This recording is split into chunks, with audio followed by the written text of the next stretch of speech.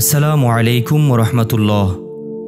প্রিয় দর্শক, আশা করছি আল্লাহর মেহেরবানিতে সকলেই ভালো আছেন। আজকে আমরা শুনব পবিত্র মাহে রমজানের ফজিলত সম্পর্কে। সকল প্রশংসা আল্লাহ তাআলার জন্য, যিনি আসমান, জমিন ও তার মধ্যকার সকল কিছুই সৃষ্টি করেছেন।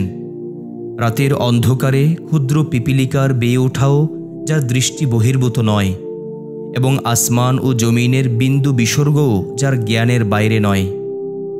যা আছে আসমানসমূহ, জমিন ও এই দুইয়ের মধ্যবর্তী স্থানে, এবং যা আছে মাটির নিচে, সব তাহারই। আর যদি তুমি উচ্চস্বরে কথা বলো, তবে তিনি গোপন ও অতি গোপন বিষয়ে জানেন। আল্লাহ, তিনি ছাড়া সত্য কোনো মাবুদ নেই। সুন্দর নামসমূহ তাহারই। তিনি আদম আলাইহিস সালামকে সৃষ্টি করেছেন, অতঃপর তাকে পরীক্ষার মাধ্যমে মনোনীত করে সঠিক পথ প্রদর্শন করেছেন। তিনি হজরত নূহ আলাইহিস সালামকে নবী বানিয়ে পাঠিয়েছেন, অতঃপর তিনি আল্লাহর নির্দেশে নৌকা তৈরি করেছেন এবং সেটাকে চালিয়েছেন। স্বীয় অন্তরঙ্গ বন্ধু হজরত ইব্রাহিম আলাইহিস সালামকে আগুন থেকে নাজাত দিয়েছেন এবং সেটার উষ্ণতাকে সুশীতল ও আরামদায়ক করেছেন।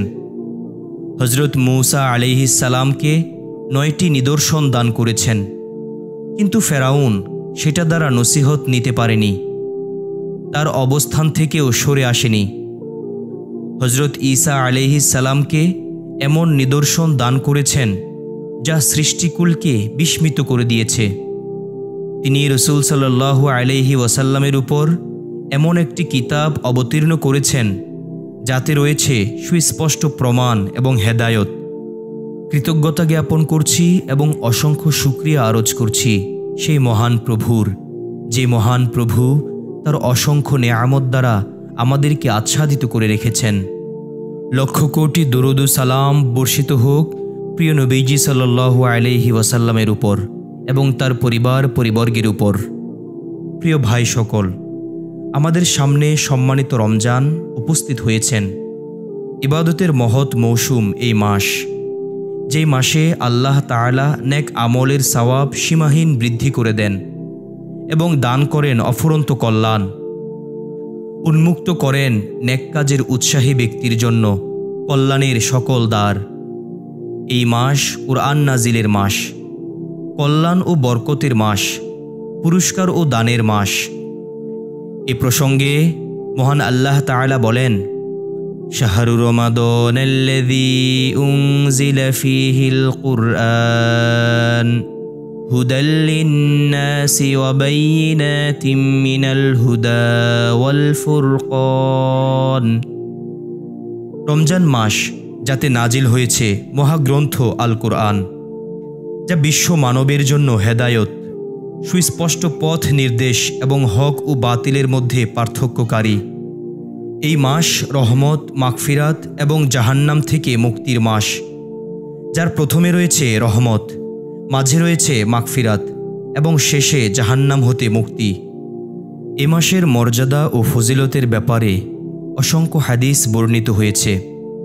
সহিহ বুখারী ও মুসলিমে হজরত আবু হুরাইরা রাদিয়াল্লাহু তাআলা আনহু থেকে বর্ণিত, তিনি বলেন, রাসূলুল্লাহ সাল্লাল্লাহু আলাইহি ওয়াসাল্লাম বলেছেন, ইযা জাআ রমাদান ফুতিহাত আবওয়াবুল জান্নাহ ওয়া গুল্লিকাত আবওয়াবুন নার ওয়া সুফিদাতিশ শায়াতিন।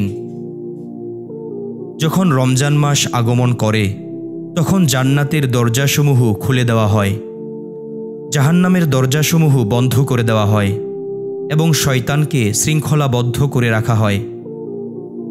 এ মাসে জান্নাতের দ্বারসমূহ খুলে দেওয়া হয় অধিক হারে নেক আমল করার জন্য এবং আমলকারীদের উৎসাহ প্রদানের জন্য, আর জাহান্নামের দ্বারসমূহ বন্ধ করে দেওয়া হয় ঈমানদারদের গুনাহ কম অনুষ্ঠিত হওয়ার কারণে।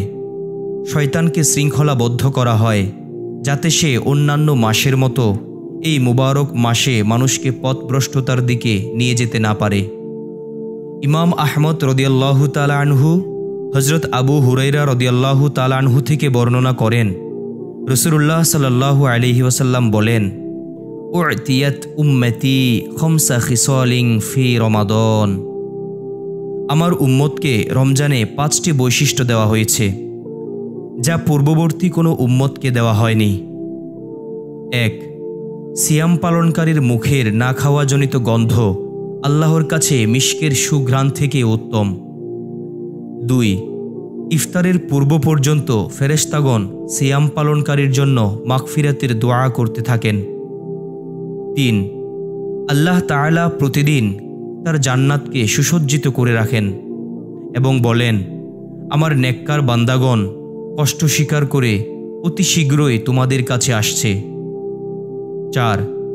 দুষ্ট প্রকৃতির শয়তানদেরকে শৃঙ্খলাবদ্ধ করা হয়, ফলে তারা অন্য মাসের ন্যায় এ মাসেও মানুষকে গুমরাহির পথে নিতে সক্ষম হয় না। 5.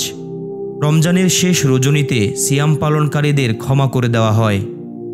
আমার দ্বীনী ভাইয়েরা, এই মূল্যবান 5টি বৈশিষ্ট্য আল্লাহ তাআলা অন্য সকল উম্মতের মধ্য থেকে কেবল আপনাদের দান করেছেন এবং এর মাধ্যমে আপনাদের উপর নেয়ামত পূর্ণ করে বিশেষ ইহসান করেছেন। এভাবে আল্লাহর কতই না নেয়ামত ও অনুগ্রহ আমাদের উপর ছায়া হয়ে আছে।